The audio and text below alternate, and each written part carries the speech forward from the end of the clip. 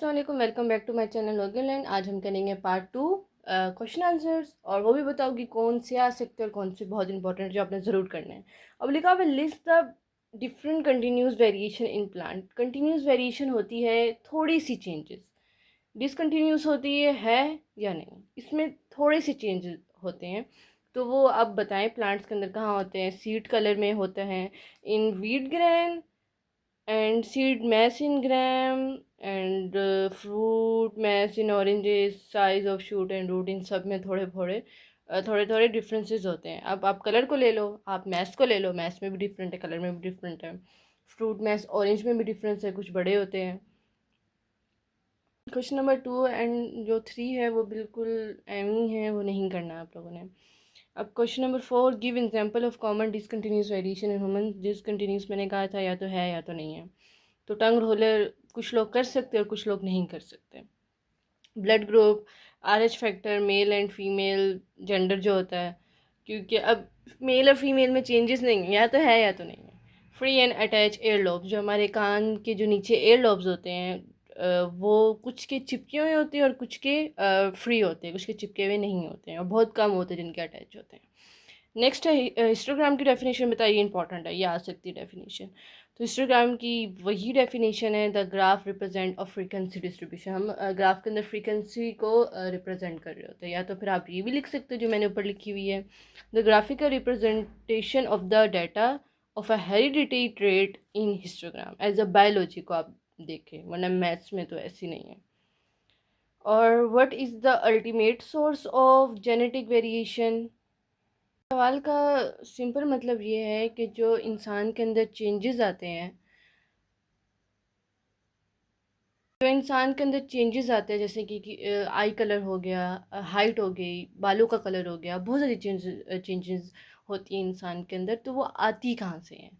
तो इसका आंसर है म्यूटेशन। अब म्यूटेशन का मतलब होता है डीएनए की वजह से। आप डीएनए को जीन समझ लो, डीएनए की वजह से ये इंसानों के अंदर चेंजेस आती है। और फ्रीक्वेंसी, ये क्या होता है, फ्रीक्वेंसी होती है कि एक चीज़ कितनी बार अकर हुई है, एक चीज़ कितनी बार। फॉर एग्जांपल एक स्टूडेंट है, सवाल का मतलब है कि इंसानों के अंदर जो चेंजेस होते हैं, जैसे कि आई कलर कर लो, हाइट कर लो, बालों का कलर कर लें आप, तो ये चेंजेस होते कैसे इंसान के अंदर, द अल्टीमेट जेनेटिक वेरिएशन, ये चेंजेस आते कहाँ से। तो ये ड्यू टू द आंसर लिखा हुआ है म्यूटेशन। म्यूटेशन का मतलब है डीएनए की वजह से, डीएनए चेंज, डीएनए का आप जीन समझ लो, ये सब कुछ डीएनए की वजह से होता है।